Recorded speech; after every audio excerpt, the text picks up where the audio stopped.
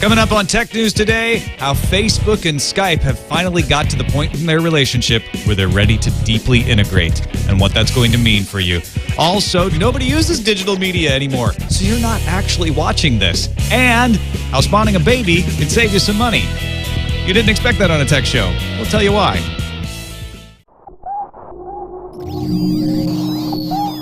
Netcasts you love. From people you trust. This is TWiT. Bandwidth for Tech News Today is provided by Cachefly at CACHEFLY.com.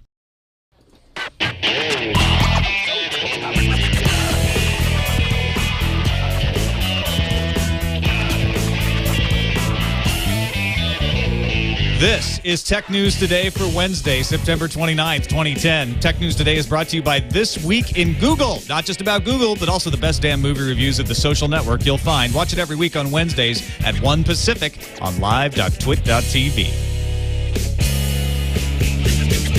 Welcome to Tech News Today. I'm Tom Merritt. I'm Becky Worley. And behind the board is Jammer B because Jason's already out sick. Hello. Yep. Hello. He's in the chat room, though, so we know he's not dead. He's a slacker. Oh, he's not a slacker. He's just trying to be responsible. It's my first Not day infect in the office. us. You want to be infected? He's just fearing the hazing. I think that may be it, actually. That's all I can And I don't say. blame him, because you don't want to be hazed by Worley. Believe me. Believe you me. That's right. Facebook, our top story today, according to Kara Swisher on All Things D, ready to deeply integrate with Skype. Put on the soft music. Tom, let's keep this family friendly. And get ready for some deep integration. Dong, dong, So this seems to be exactly what eBay was saying they wanted to do when they bought Skype back in the day, when they still had Skype, which is integrate Skype into the site so that you can make voice calls and video calls from within, in this case, Facebook.com. Right. I think the idea for Facebook is that you have an address book of all your friends, and if you can integrate a communications tool that goes beyond chat and posting on people's pages and create real-time conversations and possibly video conferencing, it really broadens the appeal of Facebook as a communications tool. Now, the other side of this is they really want to make this an international way of bringing in more international users because Skype is so popular as a calling tool where internet is more prevalent and phone not so much. And the idea of integrating your contact list from Facebook into Skype and vice versa is a little daunting to me. It puts me off a little bit. I'm not sure I want everyone that I friend on Facebook. I would have to think differently about how I manage my Facebook friends. I've already done that once. When I started using Facebook, it was back before anybody was really using Facebook, and I just said, well, forget it. I'm not going to discriminate. I'm going to friend everybody in the world. And then Facebook grew and grew and grew to the point where I wanted to start using it for some of the things it's good for, like maintaining contact lists and sending email and posting things to friends. So I actually wheedled down my list of friends to only people I actually knew. Which, most people understood. Some people got their nose bent out of shape a little bit. But then if those people that I actually know, I don't necessarily want to have on Skype where they can call me all the time. Well, they can chat with you all the time as it is anyways. They Yeah, can but you see can if you're turn off chat. I'm sure you'll be able to turn off Skype integration also. It's a value add tool is the way that I see it. It's a way to not have to manage 3 or 4 different contact lists in your Skype. I have maybe 10 or 12 entries in my Skype contact list.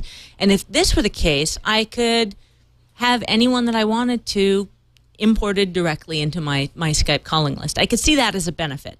And I do see this VoIP integration internationally as a real benefit for Facebook. I think getting back to your initial play about eBay is that eBay thought that it would be some sort of one-to-one QVC. Yeah, like I'm going to sell you this pen. Oh, let's talk about it. So here it is. It's like you're virtually manning the flea market table, And probably nobody wanted that, but then they never actually tried. Right, they never did anything with it. And I think in the case of Facebook here, there is a case for integrating this really powerful tool, and I think Skype is trying to figure out where it's going to be. Is it going to be on the TV? Is it going to be on the computer? Is it going to be on your mobile phone? Is it going to be everywhere? Also, Facebook didn't need to buy Skype to do this, and this is going to benefit both integration into Facebook is going to make Facebook have some things that cost them nothing, and it's going to improve Skype's visibility and increase their audience. So let's move on to the Google Instant Blacklist. 2,600 noticed, as did many people, that when you try the new Google Instant, which automatically populates a page of results,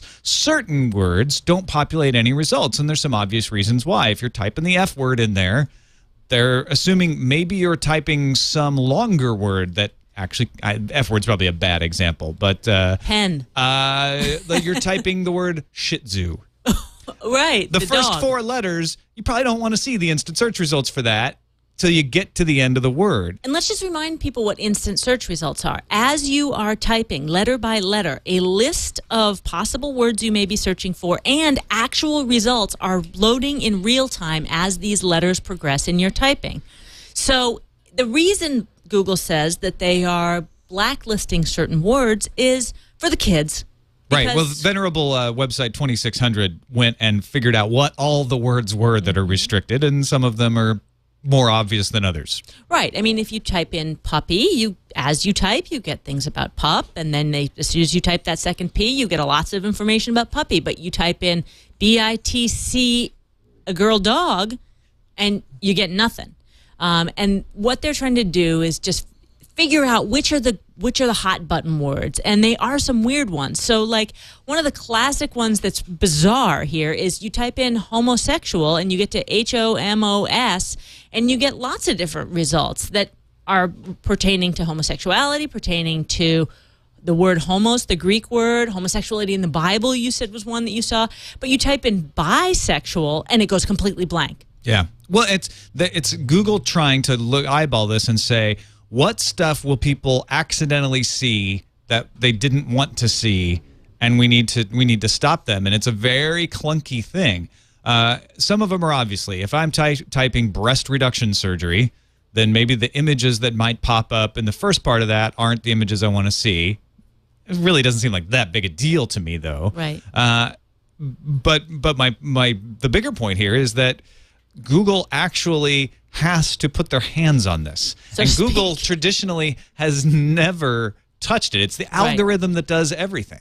Right. And it's going to cause problems in terms of the words that they choose. But I think both ways. They're not going to choose some word that somebody's going to get all bent out of shape with, and they're going to put stuff in there that people are like, why are you blocking that? It's censorship. And they basically say, they made a statement that said, we apply a narrow set of removal policies for pornography, violence, and hate speech. It's important to note that removing queries from autocomplete is a hard problem, not as simple as blacklisting particular terms and phrases.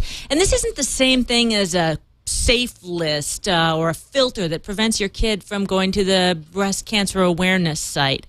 This is really complicated stuff because it's real time, and you get exposed to things that you didn't intend or didn't know were going to be popping up, so to speak. So they're figuring it out. They admit it's a work in progress, but the list is pretty amusing. Well, yeah, Paris Hilton doesn't give you any instant results. 2 girls, for obvious reasons. Well, you don't even have to go on with that one. No, and they basically allude to the fact that most of their thinking and why they blacklist things is that the algorithm chooses the most popular autocomplete answer, and most of it is porn. Yeah. So, understandable. Well, it doesn't matter because very few Americans are using digital media anyway. NPD Group did a survey, and according to them, 75% of all U.S. consumers did not connect to or download multimedia content, including games, music, video, or ebooks, over the past 3 months. The majority of consumers who did search for and download such content, 15%, did so mostly on PC or Mac, not on a mobile device or a Blu-ray player or a television. We decided when we were talking about this story that this is a reality check for those of us who eat, sleep, and breathe media on the internet, that really there is a very limited subset of people who are consuming digital media. And I had first read these numbers and I said, no way, those numbers are way off, just based on iTunes users alone. So there are 50 million iTunes users in the U.S. And then I checked that against the U.S. population, which is give or take 300 million people. So 1/6 of the population is using iTunes. That's a rough guesstimate. Right. So, yeah. People using iTunes are generally people who have an iPod. Not every single person has an iPod or an iPhone, even less. I took the story to be very hopeful for people who sell electronic devices, which is you've got a huge market out there of people to sell to. As the older people who don't want to buy any of this stuff because they just don't want to learn it die off, the youngins will grow up and they'll start eating it up like candy. You know, that's not an ageist comment. That's just the way it goes. You know, back in the 20s, it was the same thing. People really weren't into buying these radios with, you know, it's like, I'll read a book. And yeah, you know, now everyone has a radio. Tom Merritt's actuary table on how digital acceptance will move forward with death. And yes, you starting to write the email to TNT@twit.tv. I know there are exceptions, and you are one of them, and you're beautiful, and thank you for listening. Thank you so much. You know, one thing that did interest me about this was that only about 6% of consumers downloaded online media through their gaming consoles, and really only 4% used a smartphone to download content. I know you said that. That blew me away. I was really surprised by these numbers, and I think, like you said, the upside is huge. Yeah. Also, social media content creators are down in the U.S. So even for the folks that are making use of digital devices, a smaller percentage of Americans are contributing to social media sites. Well, U.S. Americans. U.S. Americans. That's right. Than in 2009. This according to Forrester research. That means, according to Forrester, that companies need to get on this. Right. Well, so here, let's just define back into this a little bit. So they're defining content creators as people who have a blog, who upload videos or music or write articles. And while it's not a huge amount of shrinkage, if you will, 20, I think is down a percentage point from 24% to 23%. I think it shows that perhaps the peak has happened for us, that people have stopped just putting all their thoughts online. But at the same time, Twitter just passed a huge milestone. They are now bigger than MySpace. Twitter had nearly 96 million unique visitors in August. That's up 76% from last year. MySpace dropped 17% to 95 million. So maybe it's just people are stopped using MySpace, and it's bringing down the average because Facebook's growing and Twitter's growing. Well, I think people have just lost their creative edge. I mean, that's kind of harsh, but have we become more retweeters than we have actual creators of our own thoughts, our own stories? I wonder if a retweet counts in that Forrester survey as a creation or not. That's an interesting thought. I think not. But I do think you might be right that we've got better things to do than to just sit around and play on the blogs. I've heard people speculate like, oh, the reason these Facebooks are so popular is everybody's out of work. So they have nothing else to do. I think it's the opposite. It's like we do Facebook and Twitter when we're happy, when we're, you know, having fun and we want to connect. When you're out of work, you're not happy. Do you think that there's a natural trajectory of social media engagement where at a certain point you go, I'm doing the Facebook, it's feeding that, you know, that seeking concept where we seek information, and in some senses it satisfies almost the hunter-gatherer instinct in us. But at a certain point after you've done that over and over again, do you finally go, but is it making me happy? Yeah, you might burn out on it after a while. I think if it's just satisfying that seeking instinct, it just keeps doing it. Just keeps feeding that fire. It's like hoarders, you know? They don't get tired of hoarding. It just keeps feeding that part of their brain that gets rewarded by having stuff around. So the next intervention-type reality show is not going to be hoarders. It's going to be Twitterers. Oversharers. Oversharers. But Twitter does need to keep people posting because they have a gold mine of information. Even though it's only 140 characters at a time, the sheer volume of it is starting to crop up in all kinds of interesting places, including Aaron Culata, assistant professor of computer science at Southeastern Louisiana University, who in recent months analyzed 500 million tweets to track the flu, found out that you can do just as well as having hospitals and healthcare providers fill out forms, and it's much cheaper and faster.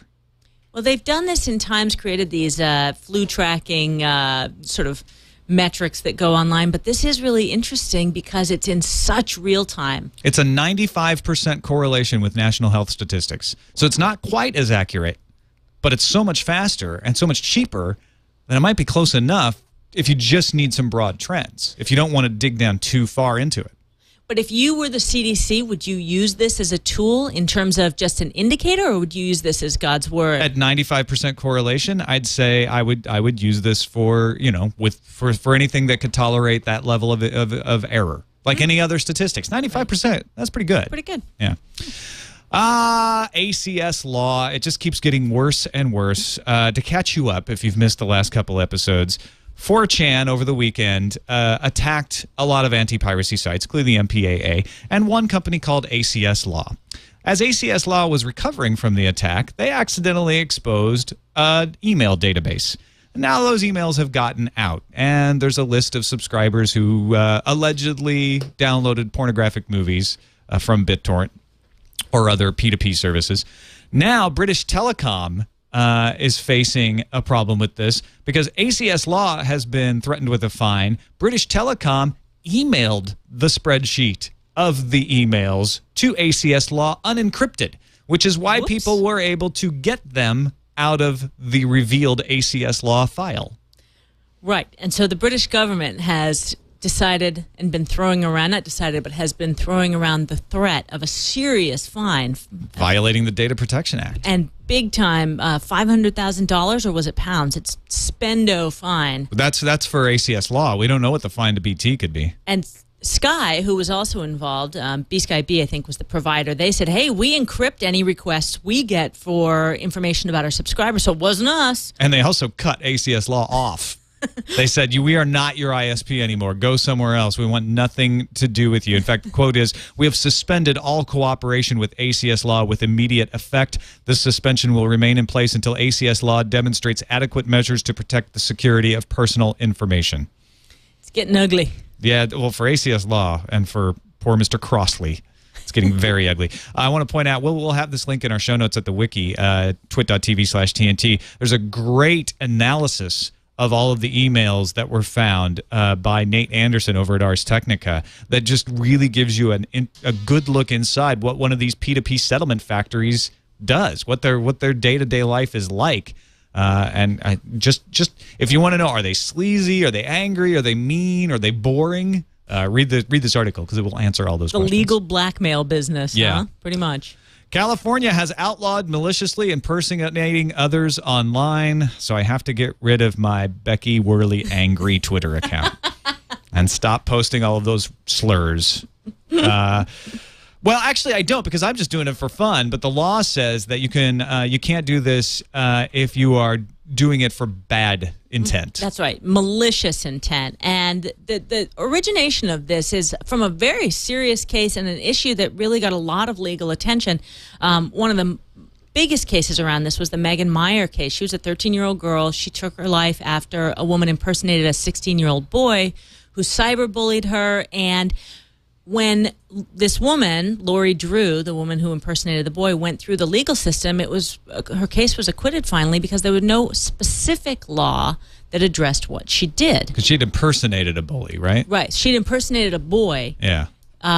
Who would basically then used it to manipulate this 13-year-old girl. And the action in this law must be for the purpose of harming, intimidating, threatening, or defrauding the person in question. So what she did would be illegal under this new law. Right. And, I think when it comes to cyberbullying and the law, there's a lot of grasping at straws here because it's pretty rampant for parents trying to figure out what to do and how to handle it. And anytime you have the threat of the law, at least that's one more thing. Now, there's a lot of issue around this because then it comes to the side of, well, what if you're parodying something? What if you're doing an impersonation to parody and create political comment? I know the EFF has had some issue with this, and there's definitely cause for concern in terms of freedom of speech. Yeah, there's a group called the Yes Men who essentially do this. They created a fake chamber of commerce once and got a lot of anti-environment activists revealed by doing this. They like to parody large corporations as a way of exposing what corporations are up to. And so is that nefarious? Is that intending harm? That becomes, a question for a judge under this law, and it could have a chilling effect on this kind of speech. Somebody in the chat room was pointing out BP Global PR, the Twitter account, was doing a lot to raise awareness about what BP was up to by being a parody of a PR company. Right. So it's, would that have been illegal in California under this law? And criminal or civil harm seems to be a big issue here. I mean, in the case of the 13-year-old girl who's being bullied, it's obvious criminal and bodily harm. This is This is where the law and technology, it just is making the sausage. You got to watch how it goes, and it's piece by piece. So our TriCaster Twitter account holder, better not try to harm anyone. Right. Because they think you're actually the TriCaster. What about your beard Twitter account or my legs? You've got till the end of 2011 to clean up your acts. All right. The Stuxnet worm is still causing problems in Iran, and according to a Slashdot posting, Debka.com, which is associated with the intelligence communities in the Middle East, claims that Tehran has secretly appealed to a number of computer security experts with handsome consultation fees to help them get rid of the Stuxnet worm because they're at wit's end on how to expunge it. So I figured this out. I've been following viruses since 1998 when we started it at Tech TV. I know. How many days you're like, hey, Tom, there's a virus. Can we put this on the homepage of techtv.com? Come on. And, you know, viruses come and go. We've got some really nefarious ones out with the Zeus bot. We're going to talk about this a little later. The ones that really scare me, SCADA viruses.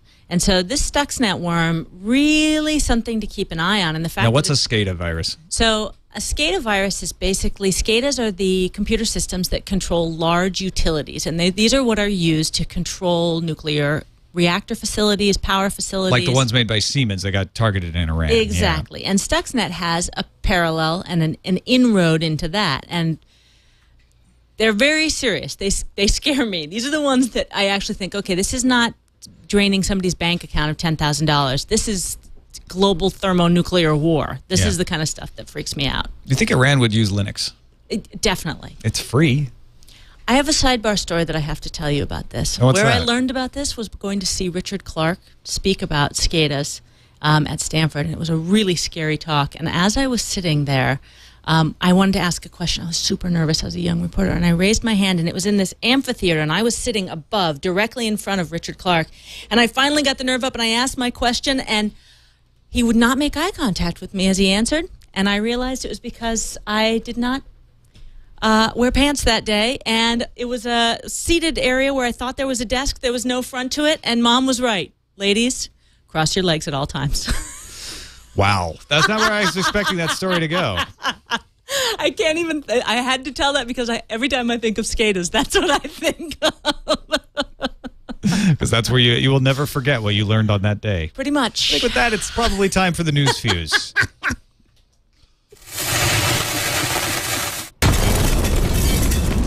Nintendo President Satoru Iwata announced at a press briefing in Japan last night that the Wii Remote Plus is real. It will combine a Wii Remote with a Wii Motion Plus gyro add-on, as we expected. It will be one controller around the same size as the current Wiimote. No price or launch date yet. I like it when you say Wiimote. All 6 Star Wars movies will be converted into 3D and then re-released in theaters in 2012. John Knoll, visual effects supervisor for Industrial Light and Magic, is overseeing the conversion, though outside 3D specialists will be used. The line shouldn't be too bad at first, as The Phantom Menace will be the first to be released. Wah, wah. Rob Johnson and Mikhail Rubnich have released an open-source implementation of the HDCP encryption-decryption algorithms. These are the ones used to prevent you from playing high-def video over an HDMI cable, if your device is not authorized, that is. It's copy protection, right? So the code isn't fast enough yet for real-time playback. However, the hope is by open sourcing the code, others will be able to improve upon it. Mostly, this just proves that the hack of the code is real, and they actually did crack HDCP. Scotland Yard has arrested 19 members of a gang accused of stealing more than $10 million using the Zeus bot. Now, it was 15 men and 4 women aged between 23 and 47 years old.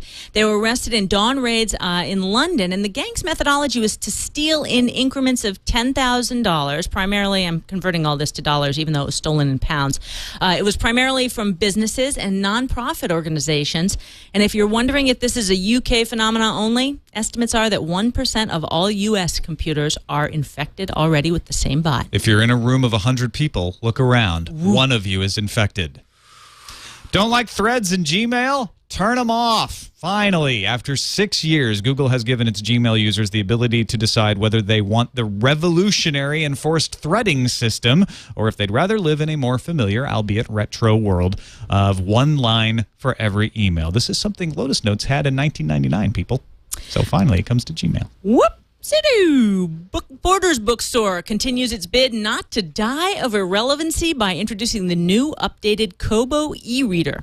The updated Kobo will start shipping November 1st, sell for $140, and features a better screen and battery life, Wi-Fi, and a faster processor. It also comes in a choice of 3 colors. Is that enough, Tom? Never. Well, unless you're Apple. Simon from Intomobile.com had breakfast at the BlackBerry Developer Conference with a RIM VP who confirmed that the QNX operating system announced in the new Playbook tablet will, in fact, eventually become the new BlackBerry OS. They said it probably will be a transition in BlackBerry 7, but that would be the last non-QNX version of the BlackBerry operating system on their way to making a full switch. So that BlackBerry Playbook, that's going to be the new way of doing things on your phone soon. Cool. Finally, we have a story about the Groupon. So Groupon... What is this Groupon? What is this Groupon I speak of? Groupon is a website that offers collective buying opportunities. This whole concept of, Oh, yeah, Paul Allen owned something like this back in, like, the late 90s. I can't remember what it was called, where it's like the more people decided to buy something, the lower the price got. Yeah, basically, it's a social buying site, and they are known for having some wonky deals and wonky offers. They've offered a contest already to show us you can live just on Groupon deals for a year, and we'll give you something. Well, today they have a completely wacky one. This one is if they're launching a so-called dating site, and Groupon is this knockoff site. Groupon is something you don't want to happen in Zork. I think it sounds like something like that. The idea being, the contest at least, if you meet your future spouse on Groupon, on a date from Groupon, I just got to say that over and over again, and you can prove it through an absolutely arcane process that they have outlined in detail, one of the funniest FAQs, sort of EULAs for any deal you'll ever find, they will pay for your kid to go to college. Well, you have to have a kid, too. Well, you have to spawn a baby. You have to spawn. Yeah. That's what they are trying to spawn new users right like here and there. Dating site for cheap people. Pretty much. All right. On to the calendar. This show's getting weirder. Nintendo 3DS hit in Japan on February 28th for $300. Come to the U.S. in March is the speculation. They can give us an actual date for the U.S. And we're not going to get it by the holidays. You're sad. I know. I don't know. I'll buy one whenever it comes out. Had some funky It'll colors. probably be while I'm in South by Southwest, so I won't be able to get it right away. Oh. Well, they don't have those in the Texas? Well, but I'll want to order it to be delivered home, and you know what I mean. Well, you could stand in line. You could have a communal experience at Maybe the we Best will. Buy. Maybe we'll cover the release. Sprint Epic 4G update coming tomorrow. It should fix the 3G upload issues. We talked about this before. Remember, people thought there was throttling going on and accused Sprint of this, and then they said, no, actually, we figured it out. It's a router problem, and we have to do a firmware upgrade, blah, blah, blah. Well, this is the fix that's finally going to fix that on your phone. Hey, Becky, it's National Coffee Day. What, Tom? Did you have any coffee? What? Because I had a couple cups Did you have to celebrate National Coffee Day. One more. I had one, too. Yeah, I just ate some beans directly, too. That was apparently Leo yesterday. Yeah, I know. The He blue celebrated bottle. early. Yes. He celebrated Coffee Day Eve. I love National Coffee Day because I love coffee. Every day is National Coffee Day for me. I see that. I keep the spirit all year long. Good for you. The CTIA Enterprise and App Show and Conference will be October 5th in San Francisco. They're always big on the mobile. And this year, a couple of things that I thought sounded interesting. Connected car apps and the LTE impact on enterprise. Yeah, Metro PCS opened their second LTE market in Dallas. They announced today. That's pretty good. Just weird. Beginning Friday, October 1st, and running every Friday in October, Best Buy Mobile will feature 4 free mobile phones. With contract. One from each carrier in all Best Buys. We like free. We like the free. I mean, it's not really free because you have to pay for 2 years of service, but it's kind of free. It's better than 2 years of service plus $199. If the phone's any good. Right. That's true. CTIA was originally known as the Cellular Telephone Industries Organization, but I think they KFC'd it. I was just checking this to see, because I was about to say, it's the Cellular Telephone Industry. And I'm like, well, maybe that's not right. They were originally known as the Cellular Telephone Industries Association, but apparently they're not anymore. and it's now a pseudo-acronym as it doesn't stand for anything that can be officially explained. You can't undo the past. Yeah. It's like CBS. Used to be the Columbia Broadcast System, and now it doesn't stand for that. It's just CBS. That's it. That's all there is to the name. It's like KFC did that for a while. Now they're back to being Kentucky Fried Chicken. You can try, but no. That's weird. On to the voicemails. 260-TNT show is our call number. If you'd like to call us on our call number, press the call buttons on your call device, and you can call us. Calling. Jose from Florida did that in one way or another, and he has some good news for TiVo fans. Good news, everyone. Hey, this is Jose from Florida. Hi, Tom and Becky. Just wanted to let you know that TiVo Premiere and TiVo Premiere XL now have Pandora, so you can listen to Pandora on your TiVo Premiere and XL. Thanks. Bye. And a good example of how to get across some information in a quick amount of time. Good news for the TiVo fans. And You're really excited about this because you're a Pandora fan. I love Pandora. I mean, besides the fact that I've got my personal stations, but I also have stations for the kids, so I can throw the kids' music on every once in a while and distract them without having the TV on. So okay. I mean, it's just nice to see the value add for your devices. You connect that with your surround sound, and you got a nice little, music server in your house. That's cool. On to the emails. TNT@twit.tv is the email address. And our first email comes from someone who has experienced a problem with the WiMAX. Clear is a company that provides WiMAX, as well as Sprint, Comcast, Time Warner. It's all operated by Clear. Clear actually does the WiMAX network. So Doug from Virginia had spent... I'm sorry, that's a later email. I got to the wrong thing. Francesco from Philadelphia wanted us to know about his situation with Clear. They are 4G wireless ISP. He signed up in February because he was tired of the way things worked for him on Comcast. He was getting 2 to 4 megabits per second. He was supposed to get 6 to 10. He thought he lived closer to the tower than that, so he wasn't sure why he wasn't getting it, but it was enough to stream his videos until 4 weeks ago when it all began to fall apart. He noticed that from roughly between the hours of 6 to midnight, he could no longer stream anything. He checked speedtest.net, found out he was getting 0.25 megabits per second, called tech support. They really couldn't help him. They said, well, they do slow traffic down for everybody when a lot of people are online so that everybody can get online. He says, that does me no good as a customer if I can't get online when I want to get online. If they can't support all their customers, then it's their problem. Then he found the Engadget post, and there's one up that says a lot of people have been noticing this 0.25 megabits per second problem, and there is a theory that people who are using it too much, even though it's technically unlimited, are possibly getting throttled. Well, Francesco says, I don't really care what the reason is. I really hate Comcast. I hate not being online even more. On Friday, I'm getting Comcast reinstalled and cutting off my contract with Clear and chalking up the early termination fee as a lesson. Oh. So whatever it is, whether Clear is actually throttling or they're just having horrible network management problems, that's gonna happen. Yeah, and if you're losing customers back to the supposed bad guys, that's a problem. If that's your whole business model, is saying we got you some big throughput here. And this is why people want net neutrality laws. Yeah. Because they want to make it clear, they want to make sure that there's no throttling going on. You should get the bandwidth you pay for. Or at least, if you have max users, it's going to be segmented, it's going to be fragmented. Yeah. That's a market solution that needs to happen. This is from Doug in Virginia. Hey, TNTers, I spent 3 years working for a company that made enterprise-level email security servers. I thought I'd help explain why the government wants to poke holes in encryption. Email encryption works with a public and a private key. You hand your public key to anyone who's going to send you encrypted email. Once they pass their email through that key, the only way to read it is to be in possession of the private decryption key. That key is a small, unique text file that resides either on the mail server or the end-user computer. If that key is destroyed, it's like you just lit all those emails on fire. They no longer exist in a readable format. And they never will again, which means law enforcement has to catch you before you can destroy that key or their SOL. Shucks out of luck, he says, just to make sure we know. Oh, right. It's on the up and up. Unless they got a lot of cycles on a supercomputer to crack the encryption. Good luck with that. I don't think this is a reason to make a backdoor for all the reasons you guys and others listeners have mentioned. Hopefully, this explains the driving fear behind this move.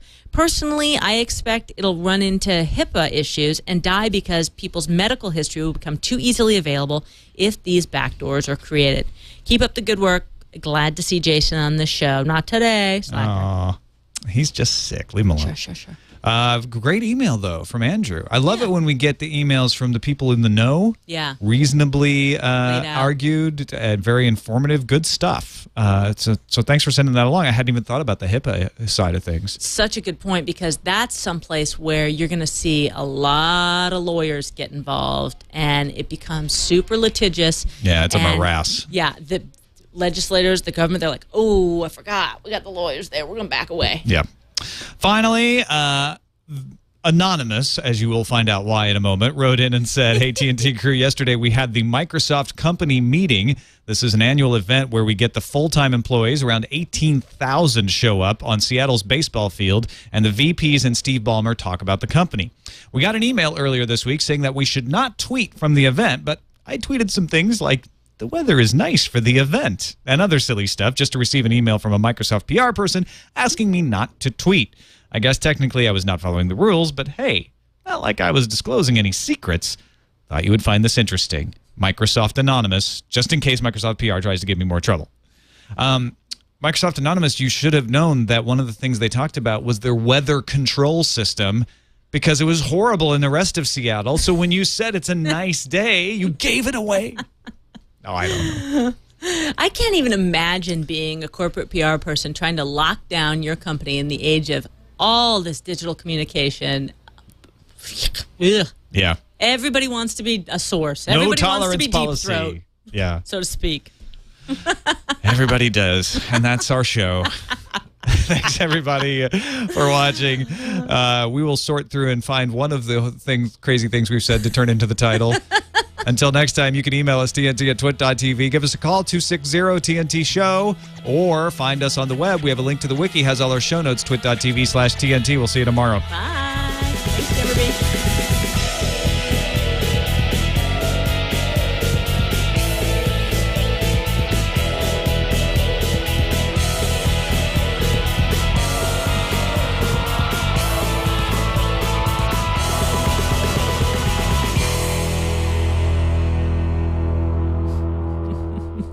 It kind of got out of control. Becky's like spaghetti, always saucy.